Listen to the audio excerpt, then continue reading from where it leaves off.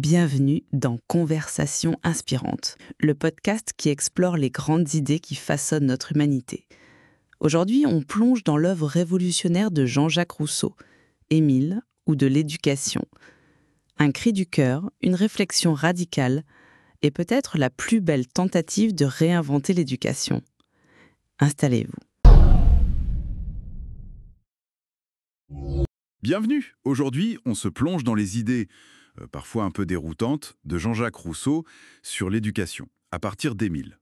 On a quelques extraits sous les yeux et l'idée, c'est de décortiquer un peu sa vision.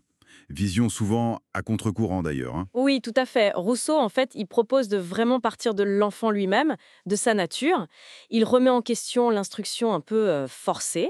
Il valorise plutôt l'expérience directe, les sens. On va regarder ça de plus près, notamment sur la vérité, la vertu. D'accord. Alors commençons par le mensonge. Pour Rousseau, c'est pas inné, c'est ça? Non, pas du tout. Ça viendrait plutôt de la dépendance de l'enfant au jugement des autres. Ah oui. S'il cherche à plaire, aussi la peur. Voilà. Moins il dépend des autres pour son bien-être, et ben moins il aurait intérêt à mentir. C'est assez logique finalement, hein. C'est une idée forte.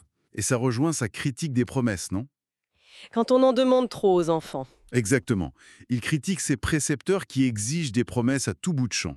Du coup, l'enfant finit par ne plus accorder de valeur à sa parole. C'est banalisé. Donc le conseil, c'est... Moins on en demande, plus la promesse a du poids quand on l'exige. C'est ça. La rareté fait la valeur. Faut que ça reste exceptionnel. Passons à la vertu.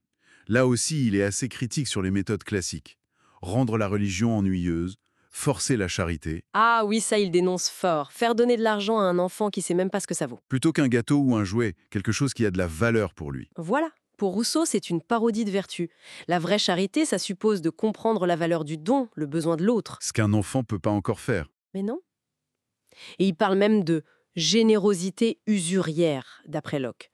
Donner en se disant on va me le rendre. C'est du calcul, pas de la générosité. C'est ça. On forme un calculateur, pas quelqu'un de bon. Mais alors, comment on enseigne la vertu si on ne force pas, juste par l'exemple? Ça paraît un peu simple, non? C'est très basé sur l'exemple, oui. Sa formule, c'est « soyez vertueux et bon ».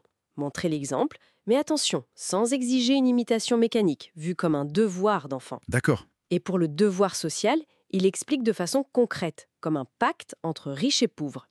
Mais le fond, pour lui, la base, Oui. c'est d'abord de ne jamais faire de mal à personne.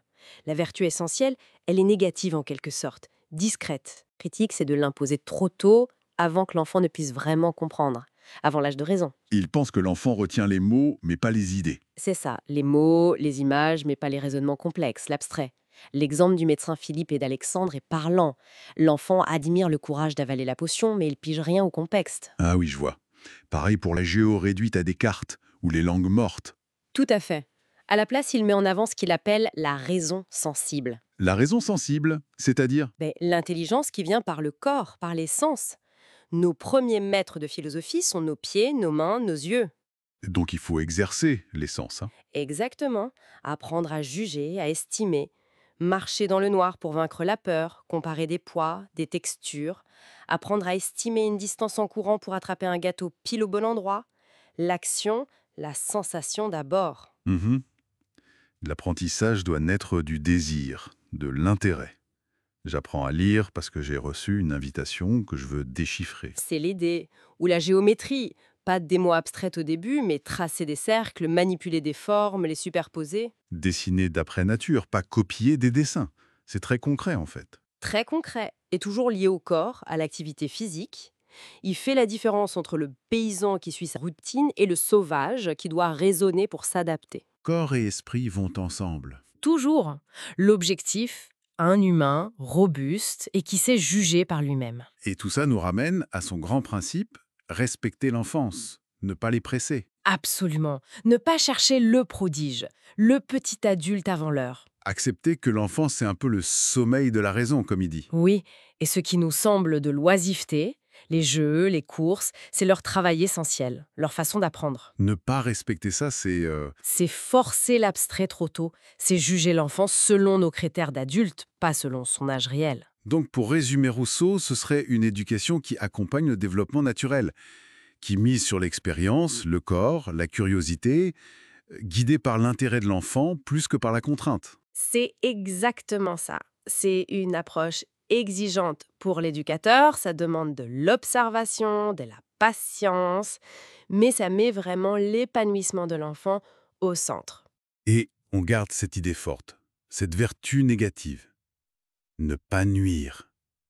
Tiens, une question pour finir. Si on mettait vraiment l'accent sur ce ne pas nuire d'abord, avant même d'encourager à faire le bien, qu'est-ce que ça changerait dans notre façon d'éduquer, dans nos relations? Hmm, c'est une excellente question. À méditer.